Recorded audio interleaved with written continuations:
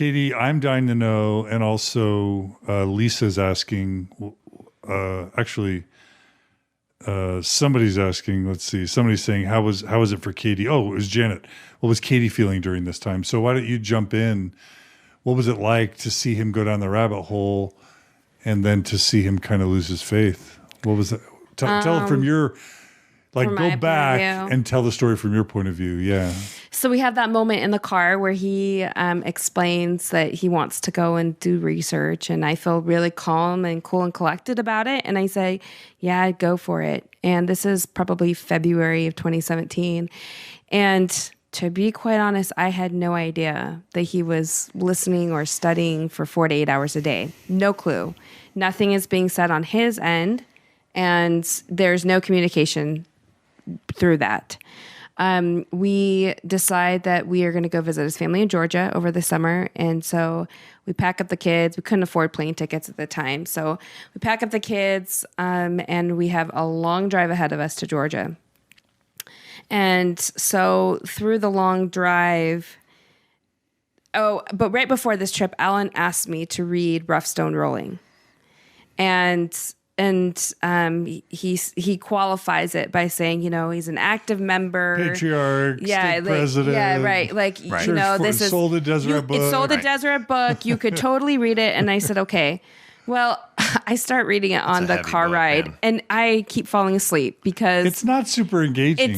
It's not a page turner. No, Fawn Brody is a much more interesting book. Well, and the book itself, it is a brick, and it's just thick.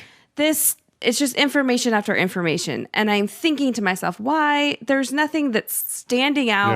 Yes. I actually had known that Joseph Smith had other wives. So like that to me wasn't shocking. Yeah. Anyway, so we start talking about the book and about all sorts of things gospel related. And I had no idea where he was. I mean, this was 6 months after he started researching heavily. And for some reason, we started talking about baptism and my daughter getting baptized and how Allan didn't believe that she should get baptized at the age of 8. And that was like shocking to me, shocking revelation. And I could not process why he felt the way he felt. Well, he had done 6 months of research and had formulated these opinions and ideas, and without me, which is fine. But I wasn't taken along the ride, and I wasn't clued in. Which made you feel what? I felt betrayed. You felt betrayed because I felt like, how dare you not tell me your feelings along the way or what you had found? And I know that he probably felt really worried that I was going to leave him because of the exchange we had. And then the research he had found, well, why would he tell me? Yeah. He wanted to try and cover that up to save me. Yeah. But here it was on this drive coming all out in full force. And I was devastated, to say the least. It hurt my feelings that he had someone to talk to. He had his brother to talk to along the way. At the time, I thought that his brother influenced him. Mm-hmm. You always want to find someone to blame. Yeah, right? Yeah. Cameron. I did. I felt like his brother was a bad influence. Right. And because at least it wasn't John DeLynn. Right. It wasn't your fault. It wasn't your fault. No. Thanks, Cameron. I appreciate that. Took some of the heat off. But I did. I was really worried. And then here we are driving to a place where all of his family's going to be there, and he's going to be with his brother, who is likely going to influence him further. Yeah. Right? His brother and wife had already left, and I thought, okay, this is it. And I remember towards the end of our trip, just going to his oldest brother. His wife is a good friend of mine, as well as sister-in-law. But I went to her and I cried. I told her that things were really bad, and I didn't understand why he felt the way he did, and I didn't know if we were going to make it through this, how we were going to navigate it. I was really, really disheartened. And she was the only person that I confided in. My family is very TBM, all of them. So I didn't feel like I would have an ally going to them. And I always say, my parents brought us up to know that if you have a problem with your spouse, you work it out with your spouse. You don't work it out in front of other people. Save a therapist, but you don't air your dirty laundry in front of other people if you have an issue.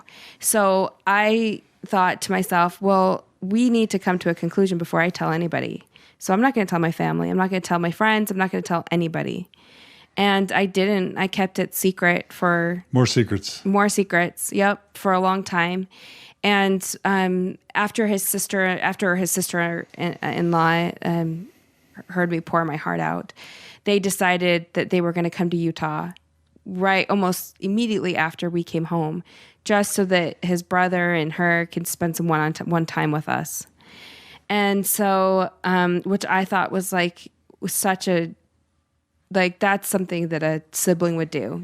They just drop everything to come out and help whatever problem's happening. So they did that, and they came out and helped talk through a lot of this stuff with me, talk through the stuff with Allan. And we decided at that time we need to sit down with the bishop and the state president and start talking to them. Before we do, can I ask a question? Yeah. So one of the big pitfalls, and there'll be some kind of sharing moments or coaching moments or whatever throughout these remaining hours. One of the big common things that I experienced with the faithful member of the mixed faith spouse is sort of the fight or flight mechanism triggering. In other words, the same mechanism that when you hear a rustling in the bush on the savannah 10,000 years ago that would make you realize you're either going to fight the lion or run from the lion, or the blood drains from your brain and you're breathing harder and your heart's beating. That system, the fight or flight amygdala system in your brain, kicks in for the believing member, and everything seems like it's a potential threat. Yeah. Where you're just viewing, again, brothers or podcast hosts or internet information. Everything's a threat, an existential threat to your souls, to your salvation, to your marriage, to your family, to your children. And so, from the believing perspective, it can be just walking around sort of trauma / paranoia / anxiety, fear. Right. Were you dealing with that? Yeah. And I'm trying to talk about that, if you will, because that's, how can you, so often the non-believer is trying to read Rough Stone Rolling and you're like, you're trying to get me not to believe. And then you start going the other direction. And then that's when the backfire effect starts to kick in, and you start to entrench more and go to the temple extra and pray extra because he's leaving the faith. And it can be just this really toxic emotional paradigm of repulsion and of defensiveness and anger and war, kind of emotional war. How much of that were you experiencing or not? I think that emotionally, I was so torn because I could tell Allan was angry, and that hurt my feelings. I could tell he was hurt by some of the history. That hurt my feelings. Everything he told me hurt my feelings. Everything was a personal attack on me. It was something I believed for so long, and it felt personal. It felt personal. He could be talking about Joseph Smith or polygamy or the church, right? But you internalized it as an attack on you. Well, not necessarily on me, just that I took it personally, right? So I didn't think he was doing it to hurt me. At no point during this whole faith journey did I ever feel like he was doing something intentional to hurt me. Not at all. But I doubled down. Early on, I doubled down, and meaning what? Meaning he would bring something up, and I'll say where's that source from? And it was very rare when he would bring something up because he knew. I just learned the reaction very early that reaction. So one of the key things, and then the next part we're going to talk about is trying to pull them over to your side using truth claims. Yeah. Not going to happen. It does the opposite. Backfire effect. And there's more effective ways of actually introducing some of these ideas. So, and he was, and I mean, I was angry and he was angry, right? We were both hurting for different reasons, but we couldn't recognize or validate that hurt on the other side. Right. You're angry because he betrayed all the agreements. He broke the contract. Right. Yeah. He's threatening the existential, spiritual future of the family. And Allan, I'm guessing you're angry because the person you love and care about most isn't willing to listen and learn and validate and arrive at the same conclusions you arrived at.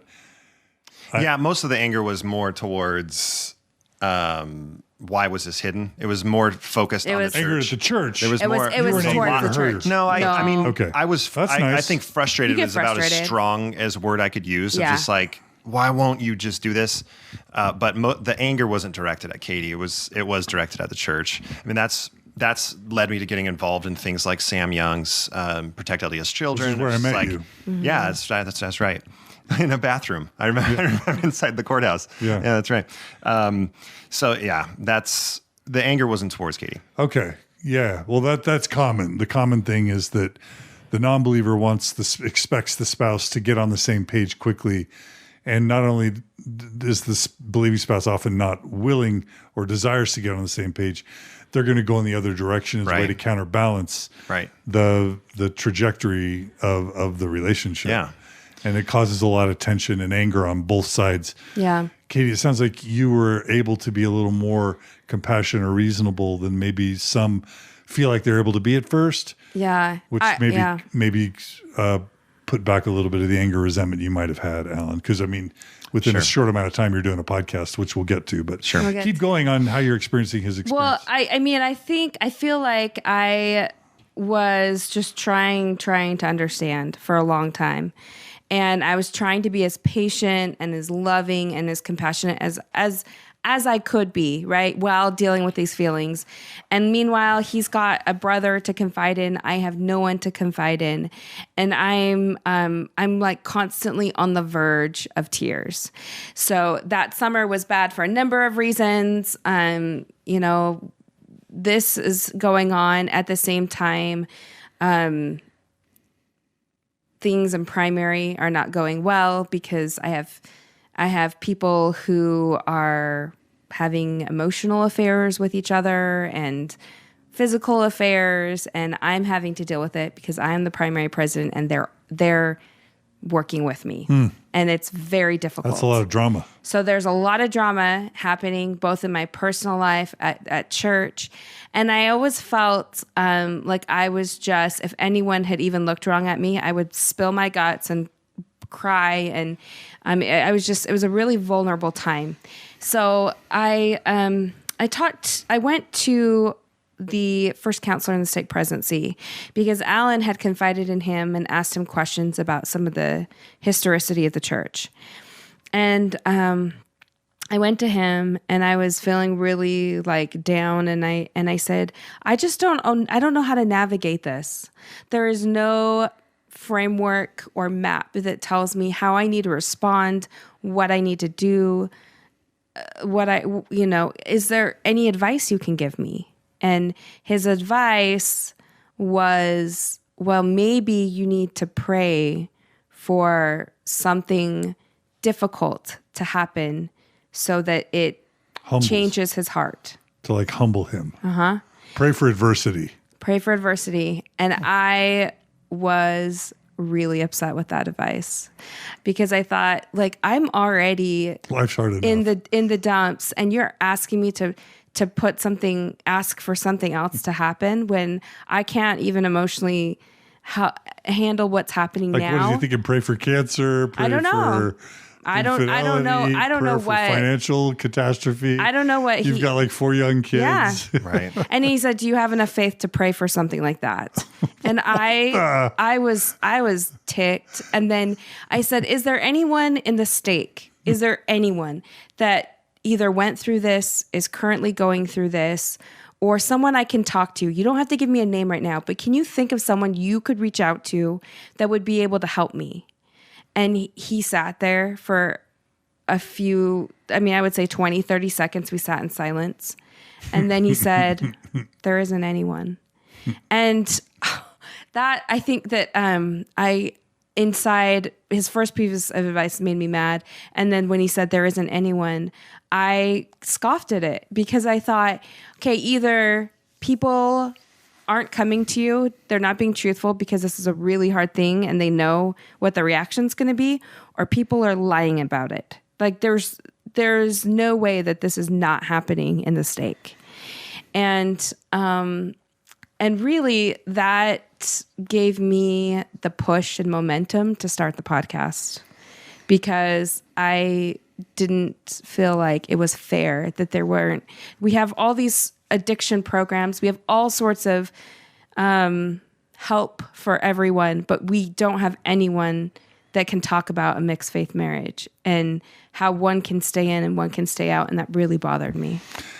And I just have to jump in and add a couple quick things if it's okay. Thank you for sharing the story. So that's how Mormon Stories was born, was me going through a faith crisis and having no resources anywhere to support people through a faith crisis. Yeah. So I really relate to that. It's like, this is just way too hard. And I didn't have a mixed faith marriage because Margie came along literally weeks later after I really told her the news. We were on the same page. So, but I've always cared about mixed faith marriages, and we did content on that very early on in Mormon Stories Podcast.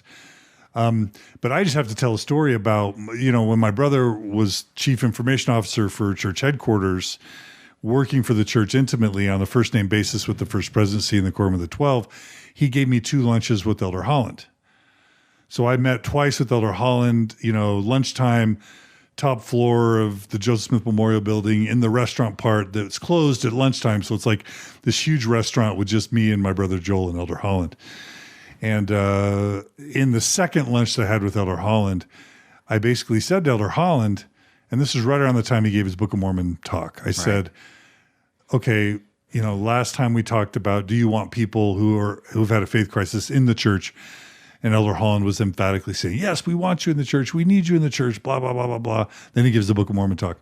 Well, after that, I meet with him and I say, my biggest concern to Elder Holland is that there are too many people in the church who are in this mixed faith marriage where marriages and families are literally being torn apart by one person losing their faith and the other believing, and it makes the believing spouse want to divorce the non-believing spouse and take the kids, and families are being ripped apart. Can we have a talk in general conference addressing the issue of mixed faith marriages? And I'll never forget his response to me. He said, maybe when the church is a little bit more mature, we'll be able to give that sort of talk. But right now, we're not in a place where we can address that issue directly. And I said, but Elder Holland, marriages are being ripped apart. And he's just like, and the sense I got was he was basically saying some of the older brethren are going to have to die before we're ever going to be able to touch this topic. So, I know for a fact that at least one senior member of the Quorum of the 12 was put on notice years and years and years before, but there was just this perception that it's just too radioactive. And so it was a conscious decision on Elder Holland's part to say, this is a place we can't go as late as, let's just say 2012, 2011, which is around the time I was meeting with Holland. So, So anyway, it's, I guess the only reason I'm saying that is because the brethren have known that this is a big problem, but part of the reason why you didn't have resources in 2017 is because they just felt like this was something they couldn't tackle, probably without infecting bishops and stake presidents and ward members. So it was a conscious decision on the church's part to not address this issue. So that left you having to do it. Right. No, that this topic came up when we interviewed Natasha, that there are, you look at the Doubt Your Doubts talk by President Uchtdorf, and a lot of us in the post-Mormon world scoff at some of the things that were said in that, but that talk also recognizes that someone losing their faith or having deep questions or doubts about the church isn't what you think it is. There's actually some really great things said in that talk. So there's, over the course of these, since you met with Elder Holland, there are a few things to point at that say like, hey, maybe some of the ice is being cracked. Well, that was all the work with Hans Mattson, right, and Marlon Jensen and all the work we did with Travis Stratford and the Faith Crisis survey that we put out that Marlon Jensen ended up using to convince the Brethren to put out the essays. Right. And then ultimately that was all packaged in a book that Travis Stratford delivered to Dieter Uchtdorf that summer before he gave that big talk in General Conference. Like, that was all footwork that those of us in the podcasting world and the blogging world tried to lay out, along with Sunstone and Dialogue and Mormon History Association, all the shoulders of giants that we all stood on. That was just a lot of hard work that we did. You know, the church views me and others as enemies. From 2005 to now, we've been working to try and get the church to improve, just to make lives better. Right. And that's what's weird about this position, is that we're viewed as evil, scary enemies, but we were all part of, including Jeremy Runnels, laying that groundwork so that the church would feel motivated to make positive changes. Right. So again, Uchtdorf talks and all that, the essays, all part of it. Yeah. It's all part of the hard work we've been doing for well over a decade. So not to take credit. It's not about credit. It's just about, how does change happen in the church? It's a slog and people making sacrifices. Yeah. And then we're demonized and told to the world we're evil, dark, bad, scary, satanic people when we're all working together to try and make the church better. Yeah. So it's just a weird irony to, but I'm also connecting with the fact that you would say, well, then we need to do something about this. And that's kind of what you're saying, right? Mm-hmm. Yeah. And I don't feel like it was your reaction to what the first counselor in the stake presidency said. I don't feel like your reaction was, the church isn't doing this, so by gum, I'm going to. It was more personally empathetic approach of, there's other people out there that feel this way. Yeah. I want to make sure that they know they're not alone. Yeah. And during this time, I was on Facebook, and they had a few groups, but I didn't know where to find them. And I ended up going to like a LDS Wives Anonymous group. And it's basically everyone airing their dirty laundry, but in an anonymous way. And then people would comment on it. And so I brought up the fact that my husband is no longer in the church and I don't know how to deal with this. Give me some advice. And the only thing I heard from person after person was, I'm sorry, that must be so hard. Mm-hmm. I don't think I could do it if my husband left. I mean, they were just simple platitudes. Mm-hmm. And so then I mentioned to Allan, I feel like there are more people out there who are in this position. I really thought, what is it? What can I do in my sphere of influence? And Allan had done a podcast before with his brother. And so I just mentioned to him, hey, what if we did a podcast about our experience as a mixed faith couple? And this was that was my idea. It was your idea the whole time. It was towards the end of 2017. And Had Allan, you listened to podcasts at that point? I had listened to some podcasts, but it's like NPR and they were all NPR. Not Mormon themed. Nothing Mormon themed. Nothing. So why would you come up with that idea of doing a podcast? I felt like I was inspired to do it. I really do, because I don't like to be in the limelight. Mm-hmm. It's I love connecting with people one-on-one, but to stand up in front of a crowd is not my favorite thing. Yeah. So instead we're, behind closed doors in a in a room podcasting, but I knew that he had the capabilities and know how to create a podcast. And so I just said, well, maybe that's something that we could look into.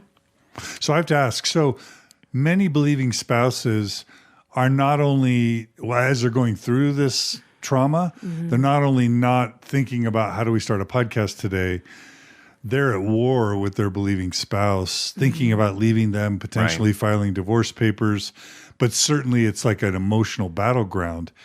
And to this day, I know many mixed faith marriages where the non-believing spouse is viewed as inferior, they're viewed as a disappointment, it's strained the marriage beyond belief, if the marriage even survives, let alone all those that have ended in divorce. What was it that allowed you, if you had to put your finger on it, to not be in that space with Allan? Yeah, I think early on in our marriage, we've learned really, really good communication skills. And whenever we had to talk through something, and it could sometimes it took an hour or two, sometimes it took days, sometimes it took a week. We were always able to talk through our problem, and then it always brought us closer together. And in this instance too, where he's going through this faith crisis and I'm in the dark, and then I find out and I have no one to talk to. I have the only person I feel like I can confide in is him. We have to learn the tools and communication to get through all of that. And always, without fail, we may not agree at the end, but we always became stronger as we talk through these things. And so I knew that was something that would be helpful for other people to hear, because it's really difficult things to talk through. And if other people could have a modeled behavior that we showcase on the podcast, where we talk through some difficult things, and then they can go home and talk about it in the same way or in their own way, but just to have that map of how you can get through a hard discussion like that, I knew that would be invaluable for listeners. And so that's what I would chalk it up to, is the way we were able to work through conflict with each other. But did you internalize it as he was a disappointment? He broke the contract. I did at first. Your celestial marriage has been destroyed. I totally did at first. At first, I said, this is not what I signed up for. I had a roadmap, because remember, I'm a rule follower. Right. I'm the planner. Yeah. We had a roadmap. Disneyland, right? We had a roadmap, and we knew it's time to go to Thunder Mountain. Yeah, exactly. I mean, I had it, and so at first it was, but then after I accepted the fact that things were not going to change, and that, well, maybe you can tell the story. You tell the story of the restaurant. When we were at Virginia. The restaurant. Yeah. So, to get to that, I think the podcast couldn't have started before some of the dust settled. So part of that was this conversation that we had at Jinya. Great ramen place on State. I've been there. Oh, yeah, it's great. I've been there. It was up on the shelf. Oh, have you really? You know who that is? Yes, I do. All right. Robert John Larson.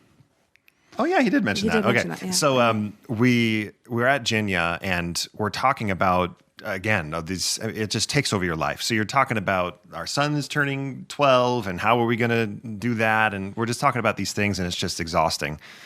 And Katie very vulnerably shares, are we just fooling ourselves? Are we going to make it?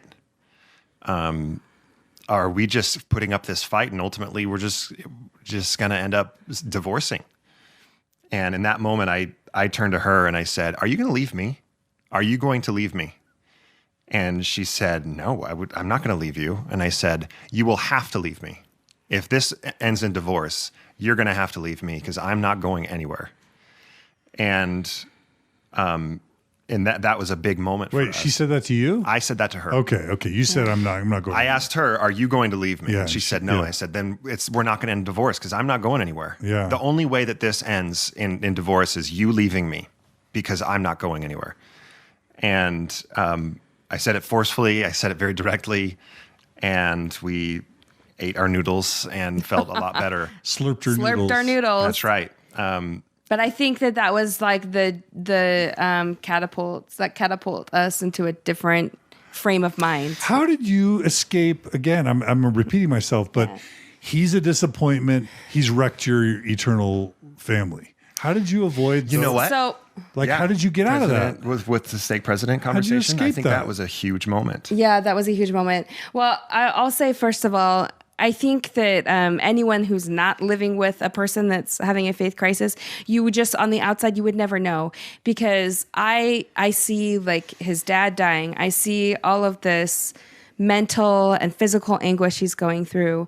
I see the battle he is fighting within himself when he's finding out information, and he's talking to the stake president. He's talking to the bishop. He's talking to me about it. So this is just months and months and months of me seeing his inner heart and where he's at, and how tough and how much he's struggling. And I can't deny that his struggle isn't real.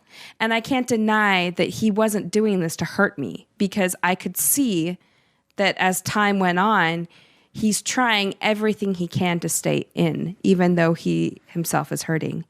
And I think that's how I can get past it mentally. And, you felt for him. You cared about him. And you saw that it was sincere. I did. It wasn't a choice. It wasn't, he didn't want it. He didn't want to sin. You loved him, basically. He's not He's not the type of person that would hurt me intentionally. So everything that he's going through and things that are happening, he's not doing it because he wants to hurt me or he wants out of the marriage or he wants to live a different lifestyle. I see that. I see it day after day after day after day. And you have to give them credit. And I gave him a lot of credit, and that's how I could move forward. Okay. And I received an email from we came out and we told our families at the end of 2017 and 1st of 2018, we told our families. And I got an email from a really well-meaning family member who said to me, maybe this is your way. Maybe you need to make the hard choices like the pioneers did and cut and run and cut ties and leave your spouse.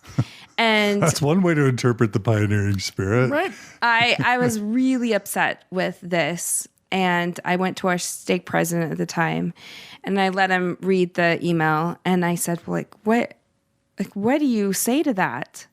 And he said, you know what, Katie, is Allan a good husband? I said, yes. He said, is he abusive to you or the kids? No. Is he a good father? Yes. Does he support you? Yes.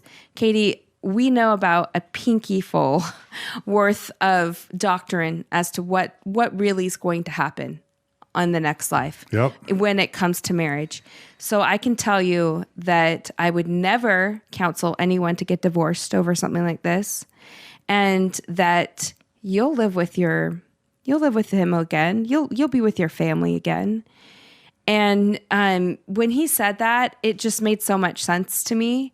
And I thought, I'm not willing to put our marriage at risk for this, because he is in every other way besides this one way where I'm having a hard time is a great man.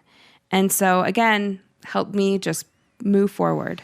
So there was a theological shift that your stake president? Stake president. Do you see? Yeah. Which is the classic and I would say awesome Mormon catch-all. Yeah. Which is our loving Heavenly Father will make it all right in the end. Right. And if that's we'll get to this, but if I could give one gift to every believing spouse, it's to just tweak your theology, your view of the afterlife, that a loving Heavenly Father is not going to keep good people from each other. A loving Heavenly Father is not going to tear families apart, and that eternity is long, and that somehow everything's going to be okay. You don't need to worry about the afterlife. Just have a great life now. Yeah. Right? Yeah, that's exactly and Heavenly Father will make it all okay. Yeah. It'll all work out. And there's conflicting messages because you hear talks that... we'll get to that. Nelson. We'll get that.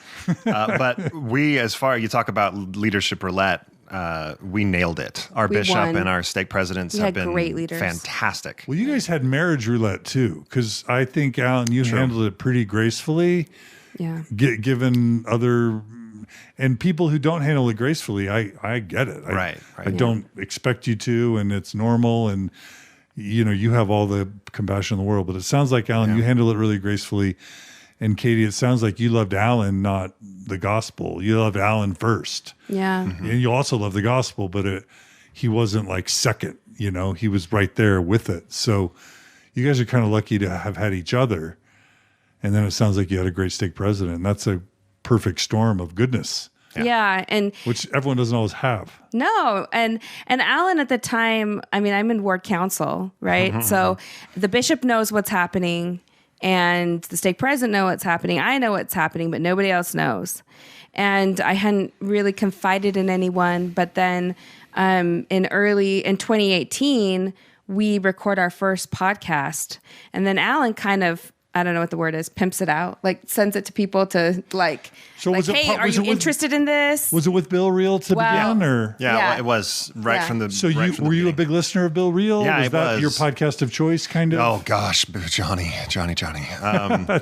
Mormon Stories was big. Okay. And I don't want to fawn No. I do want to fawn over you, but I won't here live. Okay. I have in the past, and I'll do it again. But Mormon Stories was huge for me. You actually introduced me to Mormon Expression when you had lunch with us last year. Right. I had never heard of John Larson because it's been off the air for a few years. Yeah. So that was big. Last year when you introduced me to that. Year of Polygamy with Lindsay Hansen Park was a huge one for me.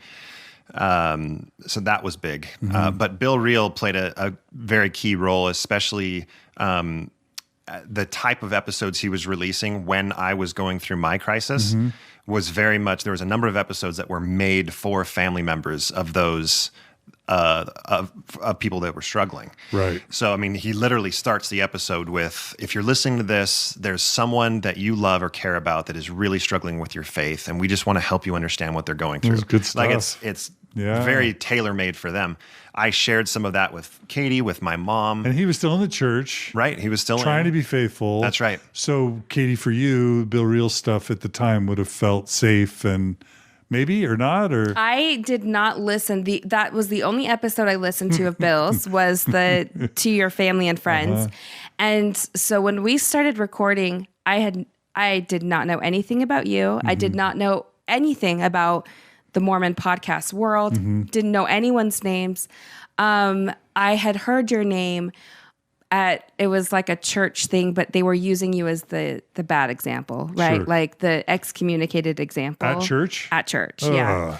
I know. That's weird. Those guys. Yeah. But I didn't dwell on it. I just remember hearing it, and that was it. And so when we started the podcast, I had zero knowledge of anybody. Didn't know anybody. Had never listened to a podcast by Mormon Stories, by Mormon nothing. No one. Yeah. I was too green. Like I didn't trust myself because I was still having all these like feelings of how am I working this out? Yeah. I felt like bringing more information and more people into this. Yeah. It just was overwhelming. Yeah. It was too much. So we recorded our first episode and he sent it to Bill and we didn't hear back. We didn't hear back, and I thought, well, that's that. They didn't like it.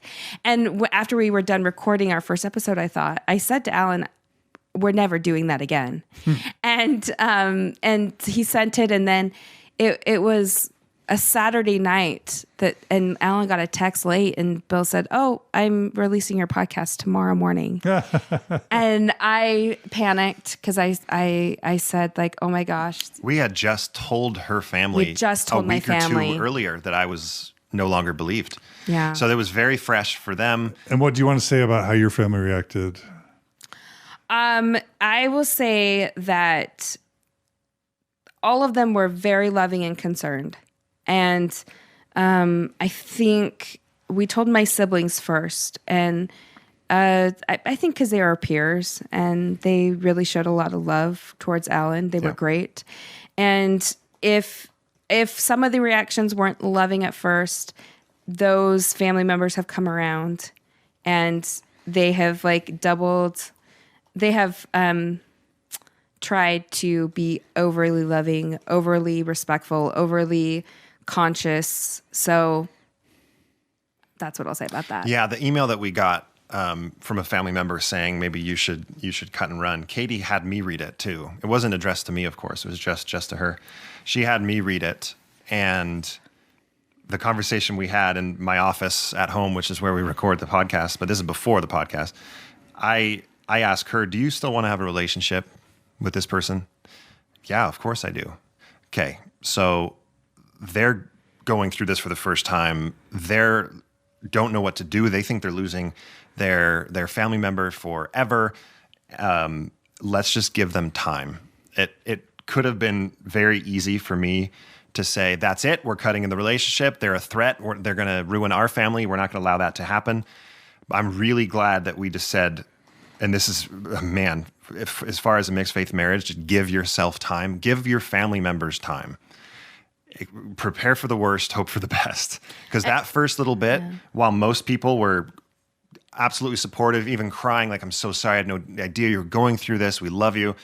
Some of the reactions weren't like that, but it was understandable, even though it hurt at the same time, if that makes sense.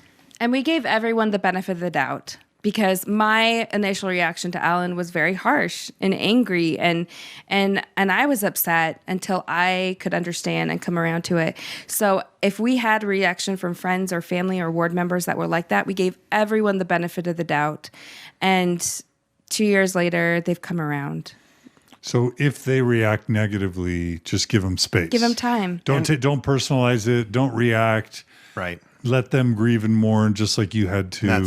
It's so hard to say, because you don't want to set yourself up to be a punching bag. Or tolerate abuse. Yep, Exactly. Exactly. So with this specific situation with this email, we said, we agreed we don't want to ruin this relationship. So we're not going to overreact, even though a reaction may not be overreacting. We're just going to ignore it and see what happens. If they cross a boundary, we're going to have to address this head on. They never did again. It never happened again. And quite the contrary, everyone in her family has, I feel, gone out of their way to treat me the same, if not better, than they always have. Yeah. So I again, feel like that's another thing that we're very lucky and very grateful for. Yeah. So before we move to the presentation, let's just talk a little bit about what it's been like to do the podcast. So you share that first episode with Bill Reel. He shares it on Mormon Discussions. Yeah. Did you come up with the Marriage on a Tightrope name, or did I did? That's Katie. That's Katie. Yeah, I listened. We went and saw that December, The Greatest Showman, and I was listening to the soundtrack one day. Which song? Tightrope. Like some people. That's the intro and outro of our. I follow you. The song is all about how, oh my gosh, you make life so hard, but I'm going to go through it with you because I wouldn't have it any other way. Yeah. Follow you to the great unknown, right? Yeah. Yeah. The key line. Hand in my hand, and promise to never let go. That's right. We're walking a tightrope. Yeah. I love it. That's it. Margie and I have a thing about that song too. Love you it. do. Yeah. We love it. So I connect to that. Yeah. We call our listeners tightropers. We're all on the tightrope together. Yeah. So it was inspired by Greatest Showman. It was. I love that. I listened to it. I had forgotten that or didn't know it. Yep. Yeah, I listened to it and sent it to Allan. I'm like, yeah, so this is exactly what we're going through. He listened to it and we decided Marriage on a Tightrope. It's a theme for faith crisis couples too, for sure. It totally is. Oh, I'm getting a little choked up. Yeah. Yeah, I hadn't thought of it that way. Yeah. It just meant a lot. And so we started the podcast, and it says, will you catch me if I should fall? Yeah. Right? Yeah. Every single episode, if you listen at the very end, after we give our outro, the first lyric that hits is, and I'll risk it all just to be with you, or for the life we choose, excuse me. For the life we choose. And I'll risk it all for the life we choose. That's on purpose that is the first line people hear, because that's what we're doing. We're risking it everything because we've chosen this. So she's the marketing brilliance behind that idea. And he's the technical brilliance, because I don't know anything about podcasting. So he got us all set up. And it's real hard to hit record.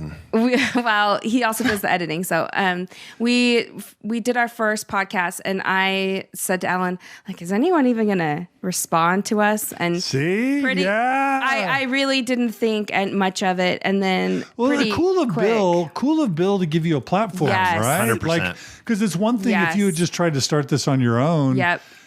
It's a long haul to build an audience, especially in 2000 and whatever, 18. Yeah, 2018. So to have Bill just give you his platform, I mean, it benefits him. Sure. Because it's great content, but it skyrockets your visibility immediately. Exactly. So that's a cool thing Bill did, right? Yeah. Yes. Very, very cool of him to do it. And, when he sent us the email saying it's going to release overnight tonight, I mean, I was still going to church, John. I was still going to church I didn't stop until December of 2018 is when I stopped going.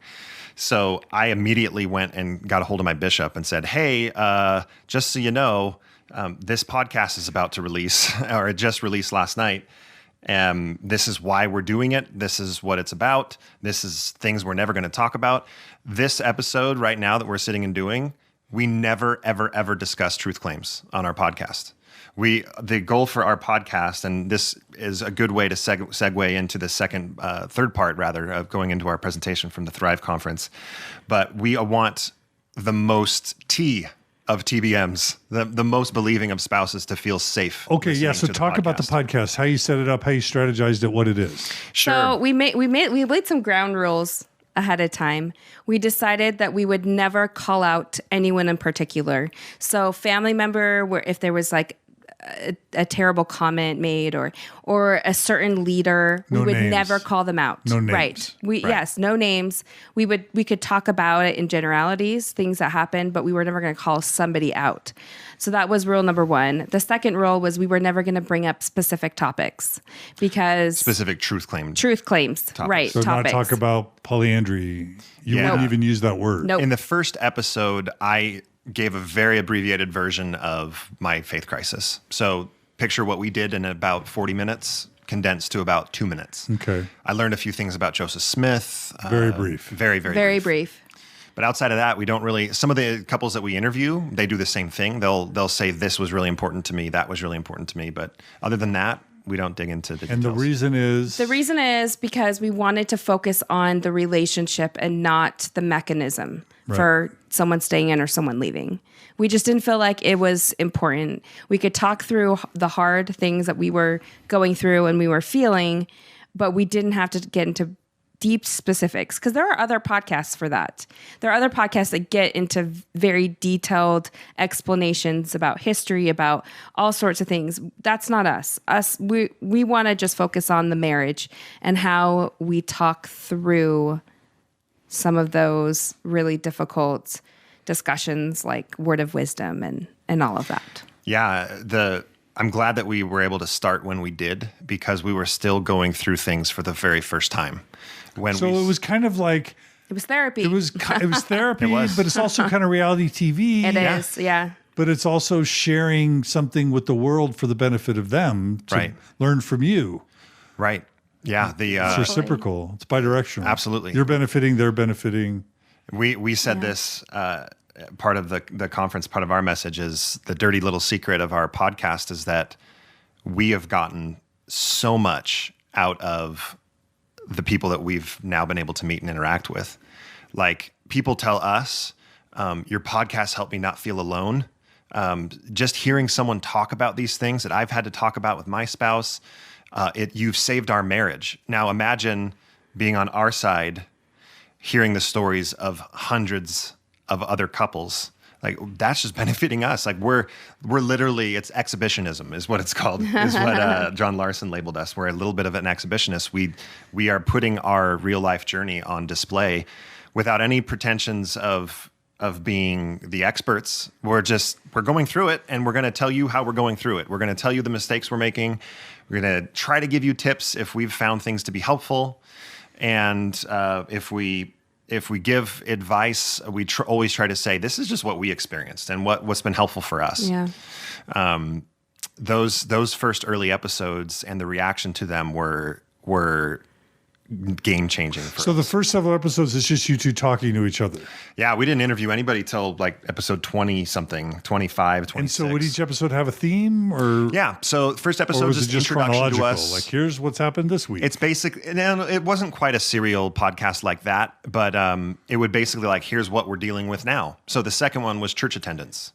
The second episode was about how am I able to still attend? Because at the time I was.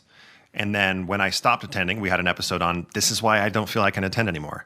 So it has a little bit of a timeline effect to it. But at the time, we kind of skipped over a little bit of the conversation I had with my brother when he visited with us. But he helped me take my time. I think part of the believer in him was hoping that by taking my time, I would end up purging some of the wrong quote unquote conclusions. But what that did was it kept me attending. It kept me being okay with a slow timeline and just doing things as I felt comfortable. And so for the majority of the first year of 2018, all of those podcasts were being released as I'm still active in the church. So are there of the first 20, 25, are there classics that really reached people that are, I mean, I'm sure they're all great, but can you remember like certain really big ones or really ones that connected? I think the one that people have pointed us to is episode 4, which was done on Valentine's Day. It's titled Love. And there was a moment in the podcast where I asked Katie, and she didn't know. I think the greatest moments in the podcast are when it's spontaneous and unplanned. Usually ends with me crying or something. Sometimes that backfires and we talk about things that end up getting edited out. But in this episode, I asked her the question, how do you know that I love you? And what was your response to that? Do you remember? Yeah, I listed a number of things that he does that lets me know that he loves me, serves me, loves the kids, et cetera, et cetera. Go to work every day without complaint. Well, not without complaining, but relatively small complaints. He kisses me. You tell the kids you love them. You play with them. You're a great dad. And at the end of it, it didn't backfire, thankfully, because at the end of it, I said, you didn't say a single thing about my belief in the church, my belief in God. You didn't say anything. So that episode was, we had a number of listeners tell us that moment was a big moment. We've had some episodes that have been very, very real. The reaction to the last General Conference, we had a lot of listeners heartbroken over President Nelson's talk. Where he said what, for those who don't know? You're going to go to heaven, and where's your family?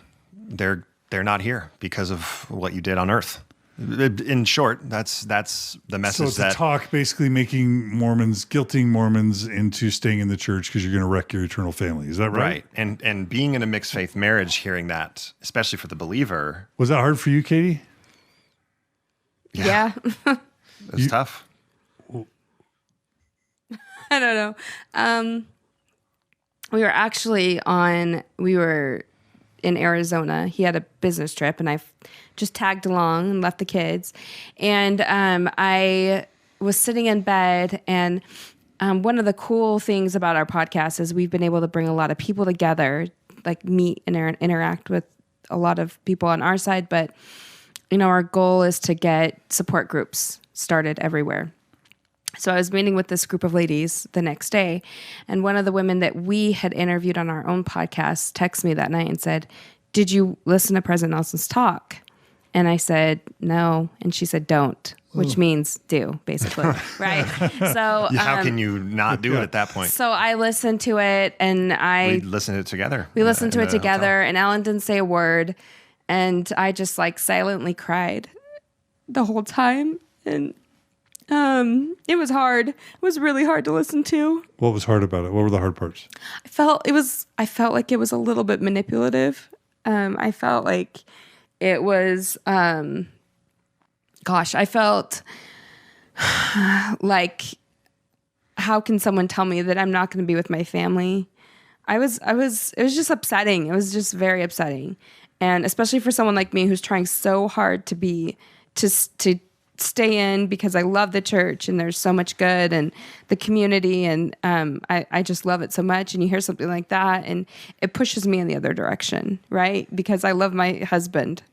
So that was really hard. And it's like, stop making this harder. This is hard enough. Yeah, exactly. So for those of us in this situation, it was painful. It was a really painful. Plus he's prophet.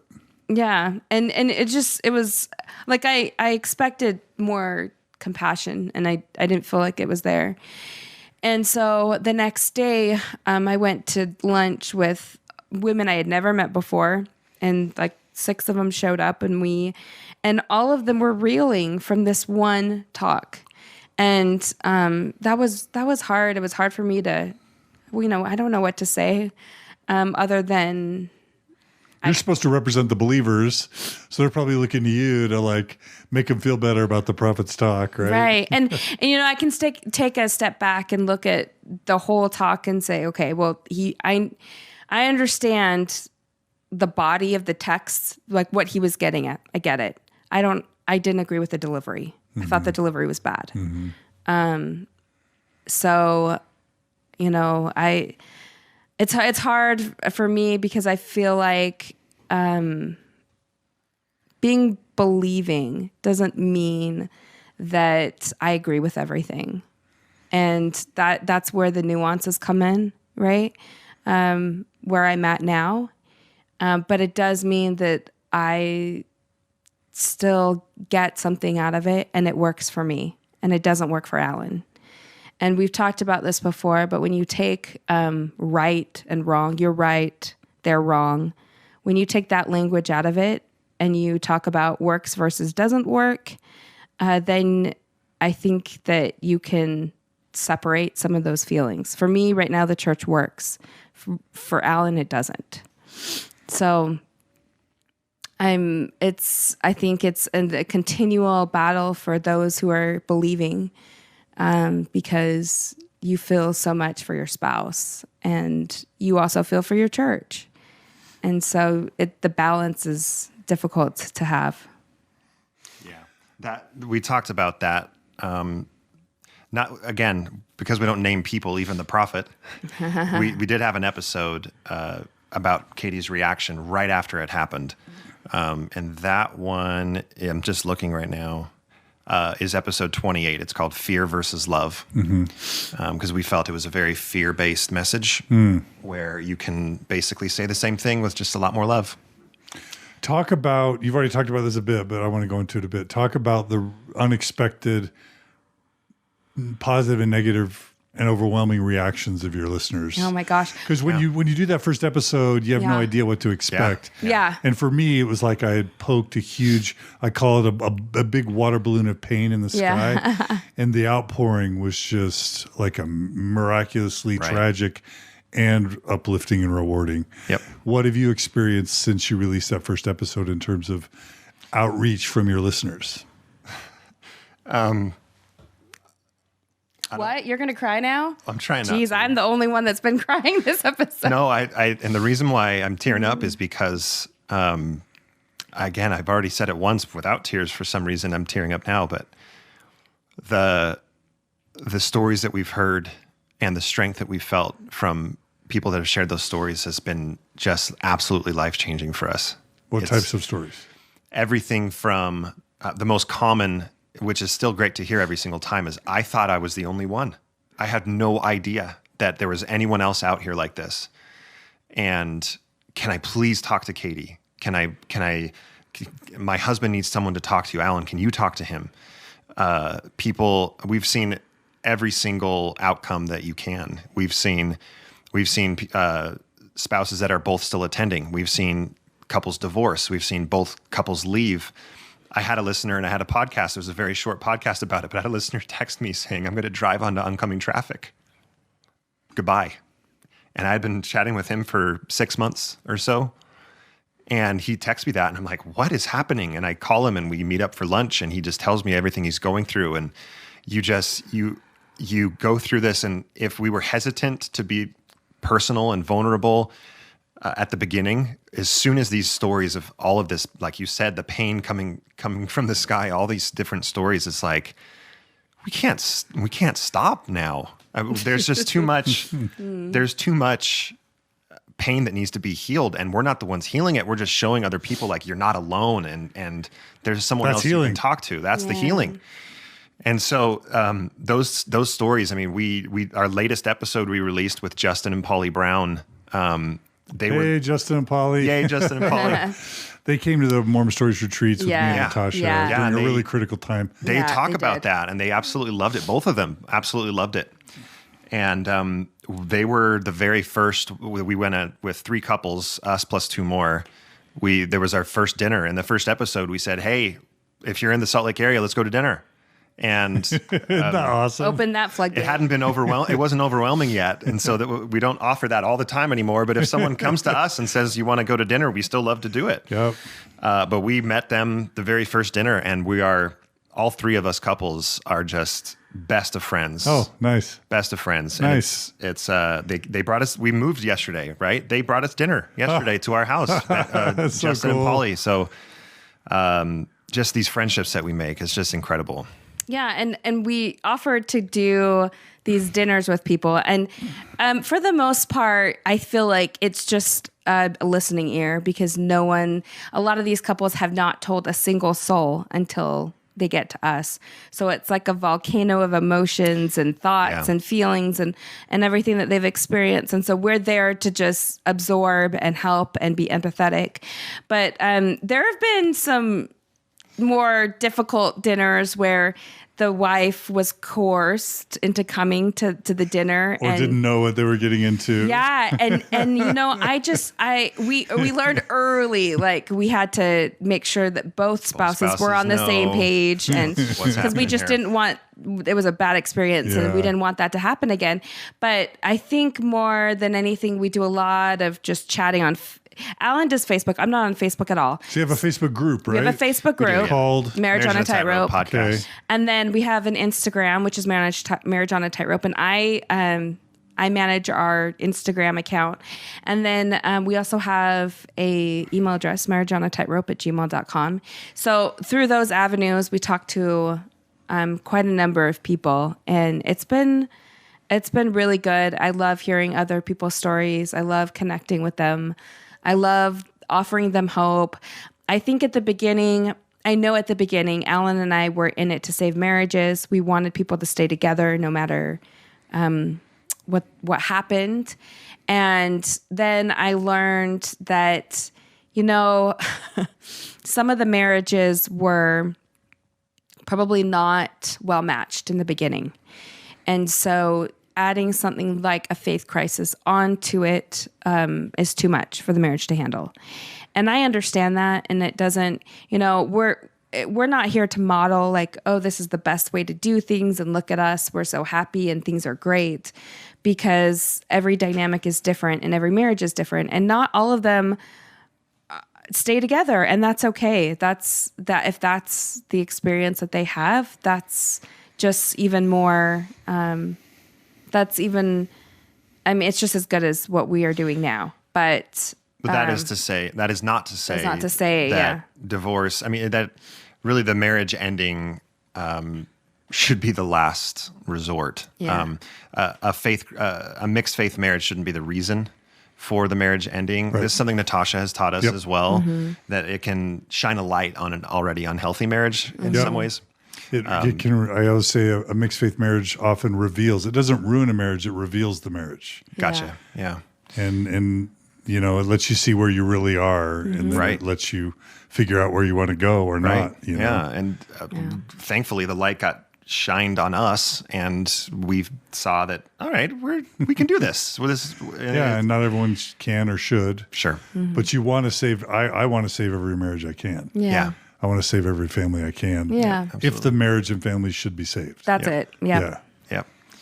So you say there's support groups. Is there a website with link to So, John, here's the deal.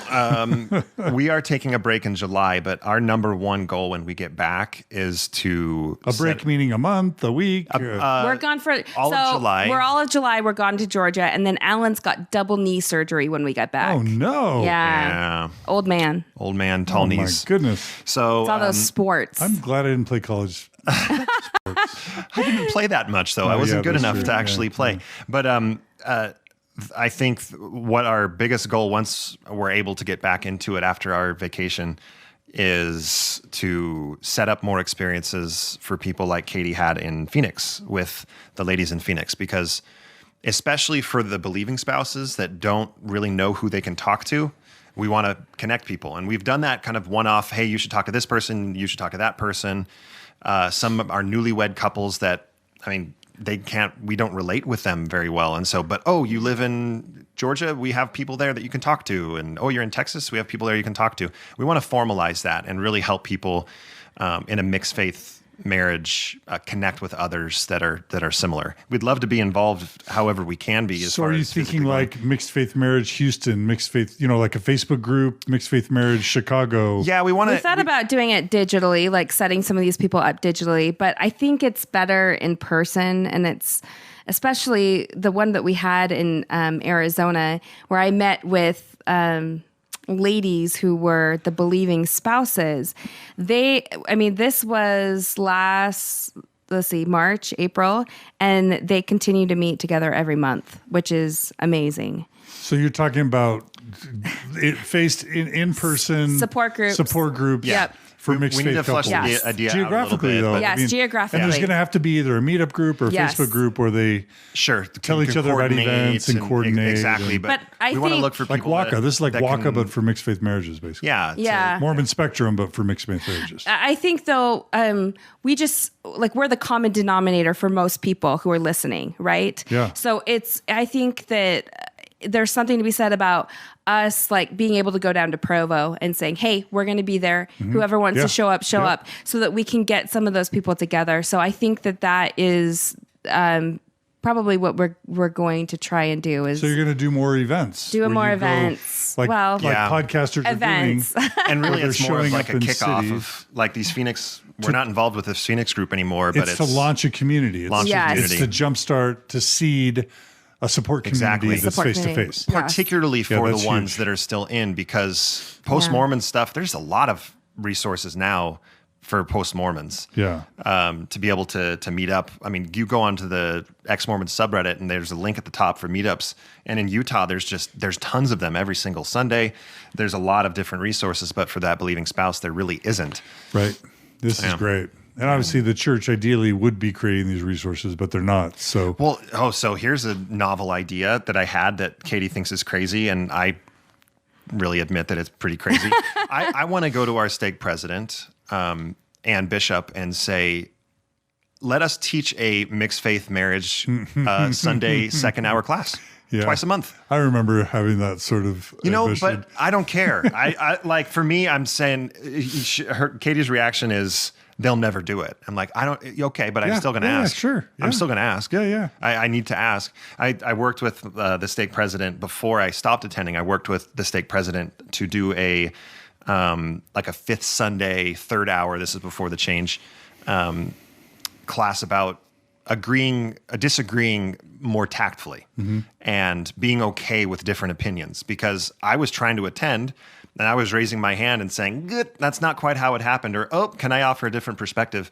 And man, I got blasted. And so he and I were working together to set up that type of safe place for just 1 hour with all the adults to say like, hey, what do you think? And then he got released and the new stake president came in.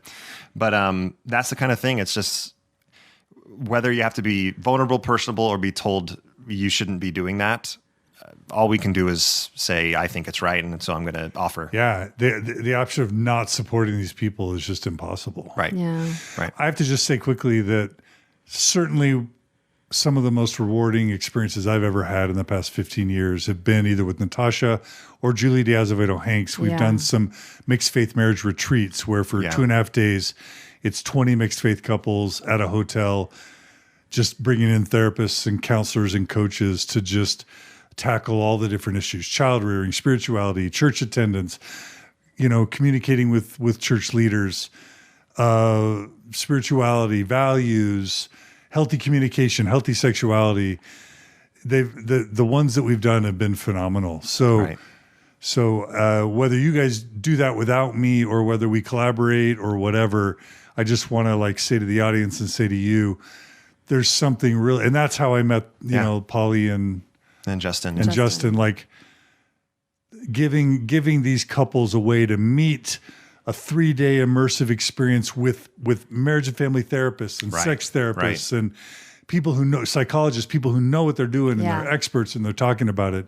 It's saved so many marriages and it's forged relationships that are, so I hope as you guys are developing this, which I'm very happy to see you are, that you'll consider either doing these or partnering with others to do these things. Right. Yeah. And I'll just tell listeners, Julie and I or Natasha and I want to do more of these, and they're phenomenal. And it's really important to have a believing therapist and a non-believing therapist. Sure. Of course. And other resources. So I just want to plant that seed in your brain as you're thinking about it, because they're really powerful.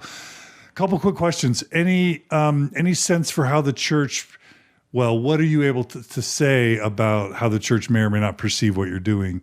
Have you got any negative or positive feedback, back channel stuff? What are you able to say about that? I think the furthest we would go saying with that is talking with no. I phrased it the way I phrased it. I know you did, Thank John. you. I know you're great. No, we had a past leader tell us that he felt, this is actually in that episode that we talked about, President Nelson's talk, so fear versus love. We had a past leader that we both knew very well tell us that our podcast was inappropriate, that it was leading people out of the church, making it okay to leave the church.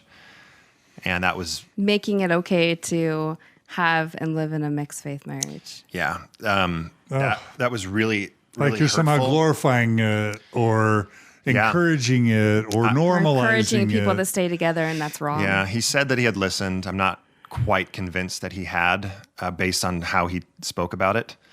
But what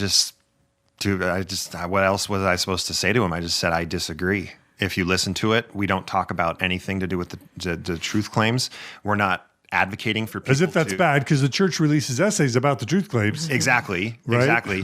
But so you're holding yourself to a higher standard than the church sure. does. We'll try. But, we just want to recognize that people find themselves in this situation and they need someone to listen to. And if this can be a spark for them to have conversations with their spouse, that's what we're going to do. And he just said, it's not appropriate. You shouldn't be doing it. And that was hard. Katie was in the room, but not next to me when he told me this. So I went back and told her, and that was a whole nother. Katie, what are your thoughts and feelings as the believer? What are your thoughts and feelings about that? I don't know. Sometimes I feel like, especially like being the primary president, I feel like I can promote some change within because I have a leadership role and I can say things and do things in a certain way that will be beneficial. But when I hear things like this, I feel like I'm hitting my head against a brick wall, and it just invalidates everything Allan and I have done for the past year and a half, and it hurts. I feel like because we've had such great, like wonderful leaders at the bottom, hearing this from someone closer to the top, it hurts me because I feel like there's such a disconnect between the two. And I feel like I've heard great things from my stake president about staying with my husband, and then I hear other things, and I just feel like there is our bishop and stake president just telling us things we want to hear. Should they be telling us what we're hearing from the higher resources? And that frustrates me. Yeah. Like when I first saw that slide that I was named as a named enemy of the church, at First Presidency Quorum of the 12 strategy meetings, they're naming Denver Snuffer and me and ordained women and others as enemies of the church. It's just so weird because all you're trying to do, what we're trying to do is so Mormon and so Christian. And I don't mean to it's not about boasting, but it's like, what did we learn from Jesus and Mormonism? Alleviate suffering, reach out to the one, leave the 99 to go after the one, put your shoulder to the wheel, do what is right. All these virtues of service and charity are totally rooted in Christianity and Mormonism. Yeah. And then it's just so weird. And this happened when I was just trying to help the church do better with LGBT people or help the church do better with people in faith crisis or mixed faith marriages. Then all of a sudden you're like, find out that the church views you as an enemy. It's crazy. It's like, how do you create your enemies list? It reminds me of, Leah and Cody Young. All they're doing is creating a support group for people in Columbus, Ohio. They're excommunicated for creating a support group for progressive and post-Mormon, and they don't even talk about truth claims in their get-togethers. Salt Lake City, your enemies list needs improvement. Well, and we've had conversations about that because for me to be excommunicated, okay, that's fine. But Katie, what do you think? It would be devastating for me. And I realize that too. And so to what? Why? Talk about that. Well, I mean, to be punished for just providing support for other people seems like so harsh, especially where I've never targeted anyone. I've never called anyone out. I've never talked about truth claims. I've never talked about anything. And I'm still treading water. So are you afraid? Staying. Yeah. like, if I'm being completely honest, you came to us a year ago and asked us to be on Mormon Stories, right? And I was like, no way, I won't do that. I wasn't ready to be like that public. Mm-hmm. And I've really struggled with even coming to this interview, mm-hmm. if I'm being honest. Sure. Because like, I don't want more ammunition against me when I haven't done anything wrong. And so it'd be really hard if like I was punished in some way for doing nothing. What made you want to risk it, or what keeps you going when you're scared about what might happen? Well, today it's couches. You got to give some context. You got to give some context. Oh, Allan's like, hey, John's going to do this marriage, the mixed faith marriage series, and what do you think? Are you ready about going on? And I just said, I don't know. I don't know if I can do that, especially with like some of the recent stuff that's happened to us, and I just said, that worries me. And he's like, think about all the people that we'd be helping and the like larger audience that would be able to hear our message and then listen to the podcast and refer it to a friend or refer it to someone that they know that needs it. Yep. And that got me. And then I sort of said, well, I'll only do it if I get new couches. So you bought her off, Allan Mount. I bought her off, baby. So Show me the money. I didn't get to pick them yet. So, after the interview, I'll get to go pick new couches. I'm going to RC Willie right after this. So if they donate to Marriage on a Tightrope, do you get the money? Does Bill get the money? How does that work? It goes to Bill. There's it's mostly, donating to Marriage on a Tightrope is the best way if you want to support, because you can donate directly to Mormon Discussions. What we've decided to do with any donations to come through is to help just put it right back in to help support the cause. So if we go to dinner with couples, that's what we're using. If we make a trip out to see a couple, so yes, the portion of the money does come to us directly and donating through. But it goes all back into the podcast. Yeah. Okay, so if someone wants to donate to support you guys, they go to marriageonatightrope.org and they donate through PayPal. Yeah, there's a link about midway down the page on the right-hand side. And you have a revenue sharing deal with Bill where he gets part of the money, you get part of the money? That's right. Okay. Yeah. And then you're saying with the money that you guys get, you put back into the podcast. Yeah. Yeah. To support the mission. Well, I want to donate money to help pay for your couch. No, I do. No. Listen. This is weird. Mormons are so weird about money. I'm gonna address this right now. Like, doctors spend their lives saving lives. Lawyers help people out of legal jams. Dentists fix teeth. Engineers build bridges. Like in every other area of the world, when people are trying to do good, they charge and they get money, and they use that money not just to plow back into the good they're doing, but to also support their families. You guys are spending time and effort tirelessly saving marriages, supporting families. I believe that people should get support personally. Right. And it's not because this is self-serving. It's because that's how it's sustainable. We've seen so many people burn out and stop doing good in the progressive and post-Mormon space because it's not sustainable. Because how do you justify the time and the energy and the stress and the heartache and the expenses? How do you justify all that time away if we don't make it sustainable? Then we lose our talent. We lose our people that are helping people. So you guys deserve. So I want people to know. Okay, support Bill Reel and Mormon. We want that. We're not trying to take away from Bill Reel and Mormon Discussions. Support that. Support Marriage in a Tightrope. And how can they help you buy a couch? What if people want to support your couch? We are registered. So we're registered at Bed Bath & Beyond. No, we're not. I'm just kidding. No. So right now, there's no way for people to support you directly for your life. No, I mean, we're not asking. But John, this is awkward. I know. Well, I'm going there. If you want to, because I want this to sustain. I want this to be sustainable. The best way to do it is through the Marriage on a Tightrope. Okay, donate to marriageonatightrope.org. Yeah. And all right, is there anything else we need to talk about before we take a break? And I'm not even sure. It's 1:15, so we're 4 hours in. And I don't even know what Cody can do. So we may or may not be coming back. Really quickly, Cody, what's your time? I think we're past time. Yeah. Okay. Yeah, we can. So what we're going to do is we're going to end this 4-hour epic, amazing interview with Allan and Katie Mount. We're going to save the next episode for another recording session. And what we're going to do, we had this amazing Thrive event where we had 300 progressive and post-Mormons come to Salt Lake. Amazing presentations by John Larson, by Christian Moore, by Margie, by Natasha Elfer Parker, by what? By John DeLynn. John DeLynn. Oh, thank you. By our buddy Miller. What? Yeah, Anthony Miller. Anthony Miller. Yeah. David Bockavoy. Zelf on the Shelf.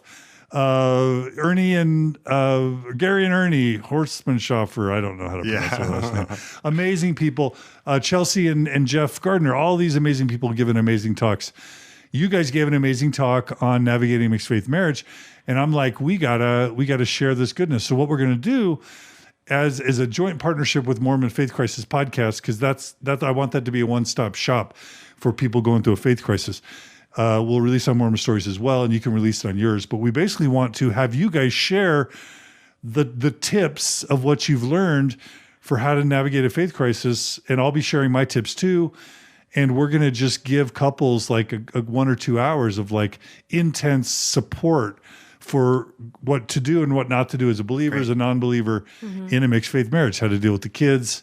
We're gonna get into it, and that's going to be a setup for then several interviews where we're going to interview mixed faith couples, and we're gonna plug the crud out of what you guys do as well, because you guys are specialists. Even though I've been also doing this work for 14 years, or 20. So we've got 18 months under our belt. yeah. That's good, but specialized. Sure. You know, I specialize in this too, but so does Natasha. Yeah. But you guys are like really laser beaming in. So all I'm saying is thank you for today. It's been amazing. Thank you. It's really good stuff. Thanks to all the listeners who have tuned in. Thanks to everyone who's listening in offline, and stay tuned, because you have not heard anything yet. We're going to have Allan and Katie back for more goodness about how to navigate a mixed faith marriage. And we're going to have more interviews, and they're going to do a lot of more cool stuff in the future. So lots of good mixed faith marriage stuff coming down the pike. Great. Thanks for having us. Thank you. John. Any final words to wrap up this episode?